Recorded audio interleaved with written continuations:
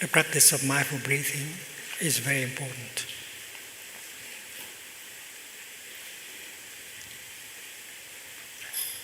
And we should not wait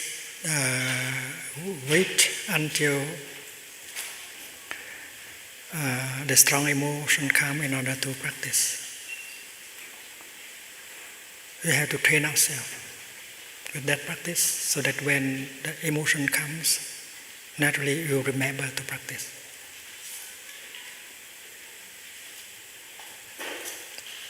And emotion is something like a storm, and you feel that it's coming.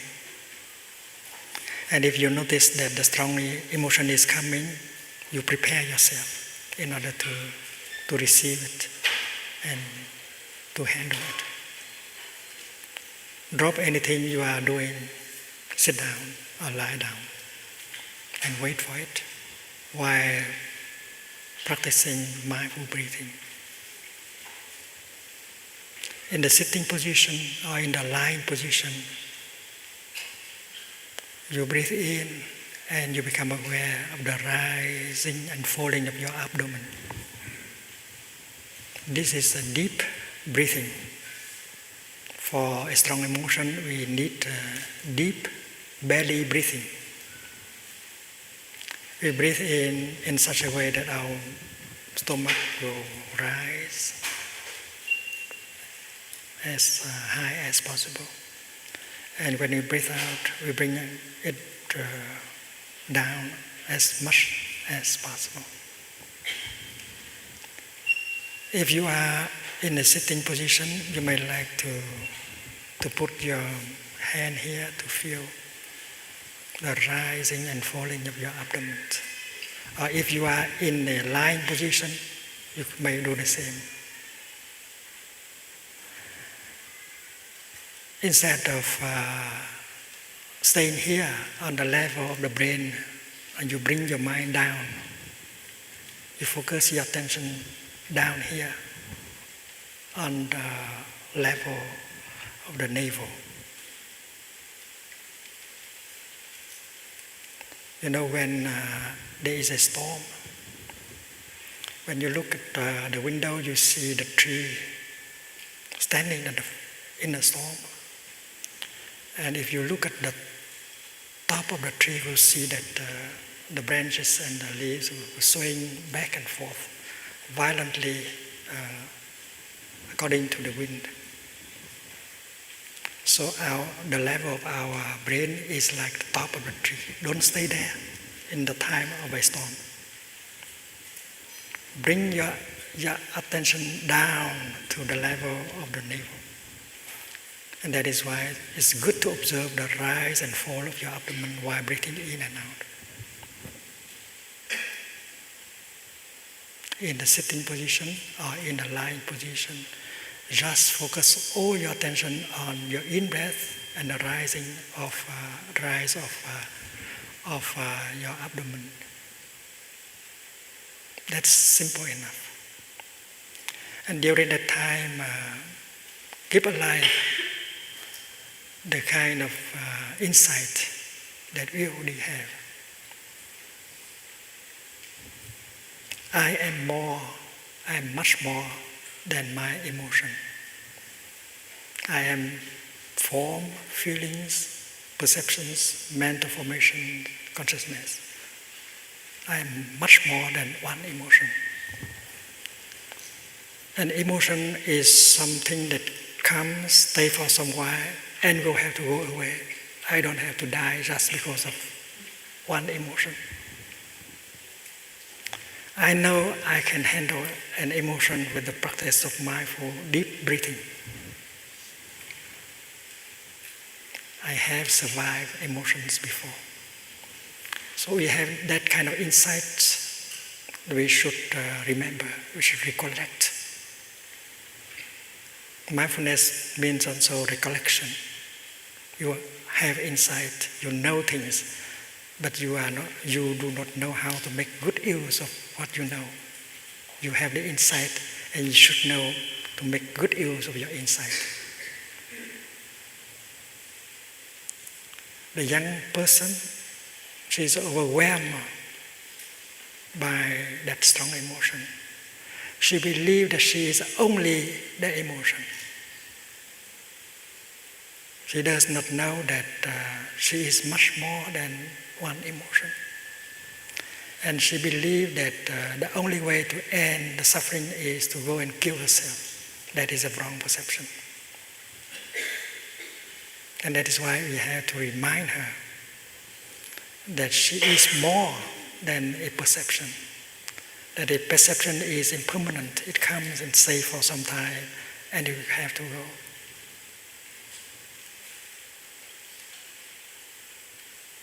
And that kind of insight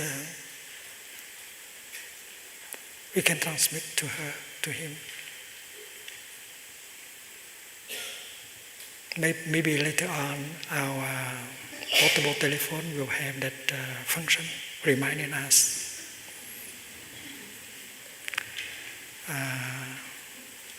I'm going to tell the people in Google, because we shall have a day of practice together, that you should provide us with a kind of electronic device that help us to come back to ourselves. And when there is a strong emotion, that will invite the bell for us to breathe in and out. And it will remind us, dear friend, you are more than your emotion. You can handle your emotion with the practice of mindful breathing. You have already survived many strong emotions. You don't have to die just because of one emotion. I think that kind of thing will help the young person, because it helps touch off the insight that already is in him or in her.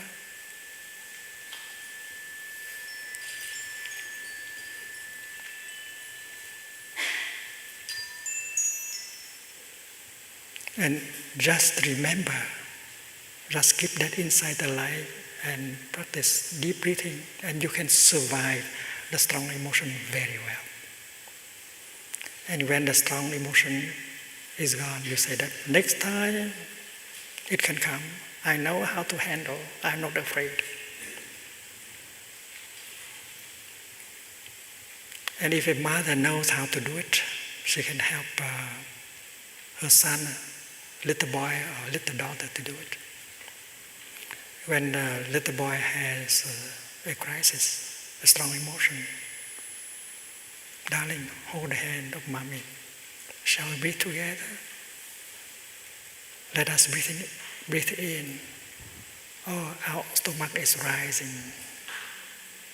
Our stomach is falling. Let us breathe together.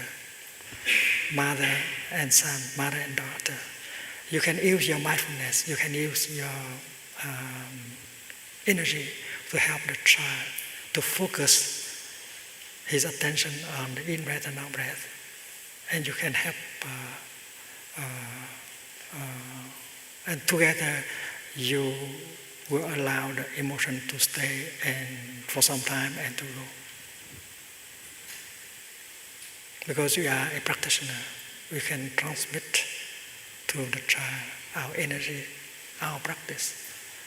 And you can train your child to do so.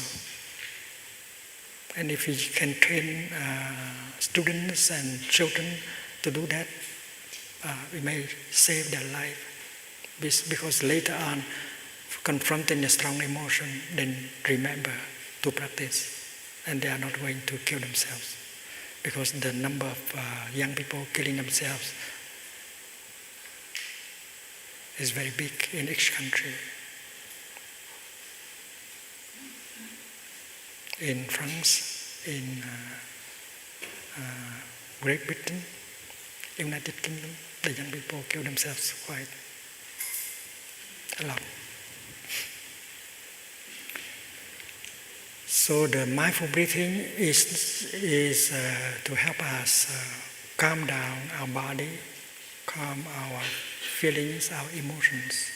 And we know that we need the insight in order to be able to truly relax our body and calm our emotion. And insight is not something that comes later on. as soon as you have mindfulness, concentration and insight are already there in mindfulness. And if you continue, concentration will be deeper and insight will be brighter. And with these three kinds of energy, you can deal with whatever pain that is happening in yourself. Yesterday we have learned that a practitioner knows how to generate a feeling of joy, a feeling of happiness at any moment of the day. That's the fifth and the sixth exercise proposed by the Buddha in the Sutra of Mindful Breathing.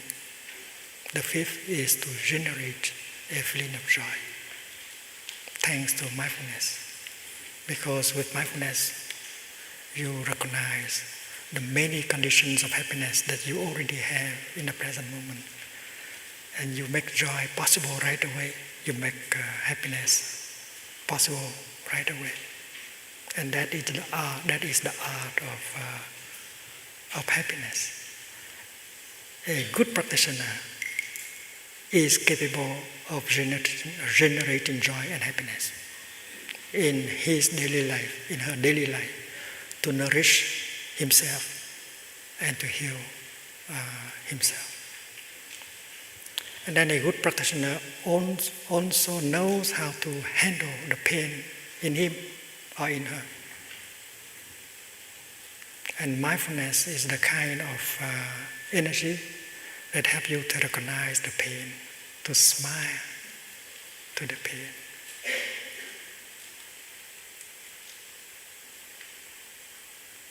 The energy that helps you to smile to the pain is mindfulness.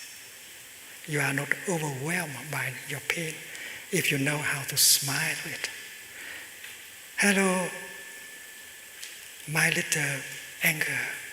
I know you are there. I will take good care of you. That is smiling to your anger.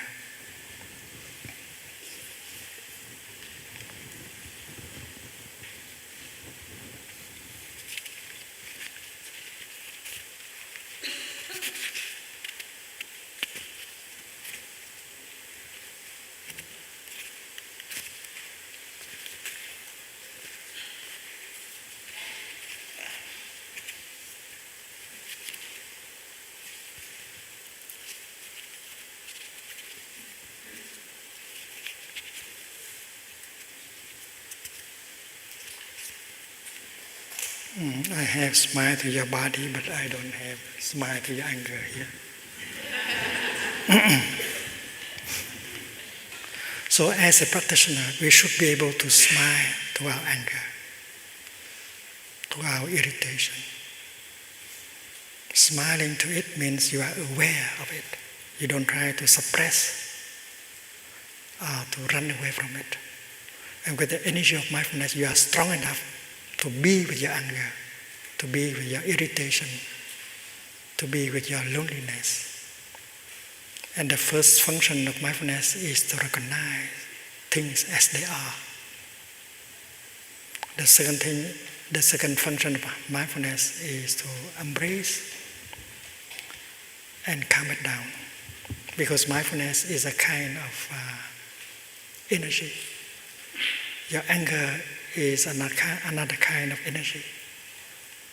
And the energy of mindfulness, recognizing the anger, embracing the anger, like a mother, a loving mother, holding her baby very gently.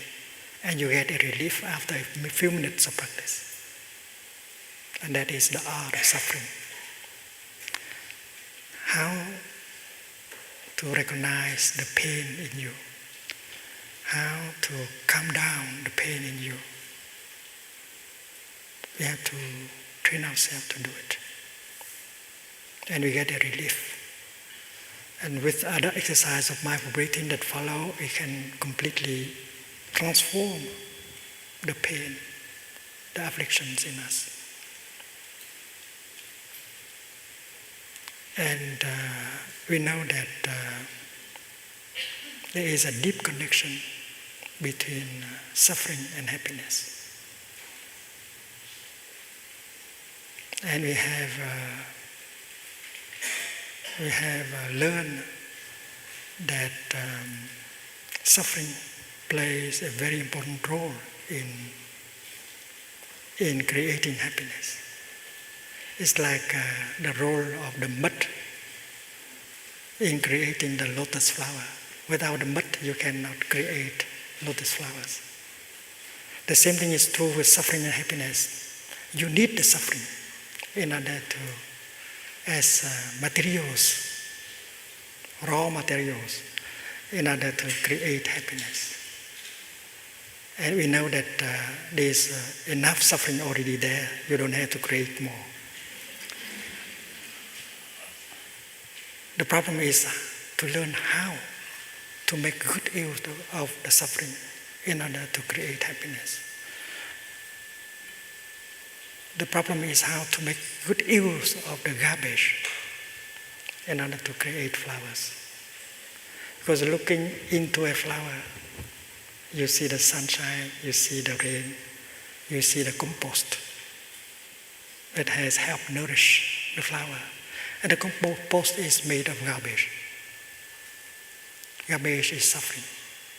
So a good practitioner knows how to make use of the garbage in her, the suffering in her, and make good use of it in order to create something more positive like understanding, compassion, joy. And this is an art, the art of suffering, the art of happiness. In Buddhism, we do not use the expression kingdom of God, but we do have the expression Buddha land, Buddha country. And many of us believe that the kingdom of God is a place where there is no suffering. I don't believe it. If there is no suffering, and then there is no happiness either. Because happiness is made of suffering. It's like the left is made of the right. The left cannot be by herself alone. The left has to interbe with the right. You cannot remove the right from the left. You cannot ask someone to come and bring the right to Boston and someone else to bring the left to New York. No. They are always together. Without this, the other cannot be. That is the teaching of the Buddha. This is because that is. So simple. So, trying to run from suffering and look for happiness is not wise. It's impossible to do so. And most of us are doing that, trying to run away from suffering and looking for happiness. We don't know that happiness is made of suffering. And what we should do is to learn how to make good use of suffering. Yesterday we have learned a very important thing. If you know how to suffer, you suffer much less. And seventh and eighth exercises on mindful breathing are to help you to suffer. You learn how to suffer. If you know how to suffer, you suffer much, much less. And then you know how to make good use of suffering to create joy and happiness. So the art of happiness and the art of suffering, they always go together.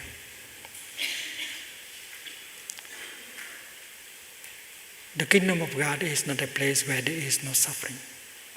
Because if there is no suffering, people have no ways in order to cultivate understanding and compassion. It is by contacting suffering, getting in touch with suffering, looking deeply into the nature of the suffering, that understanding arises. Understanding suffering is very important. When you listen to the suffering with mindfulness and concentration, you will come to understand the nature and the roots of suffering. And understanding suffering naturally gives birth to the energy of compassion. And the energy of compassion, once born, begins to heal yourself and heal the world. So understanding and compassion are born from suffering. It's like the lotus flower is born from the mud. That is why running away from suffering is not a wise attitude.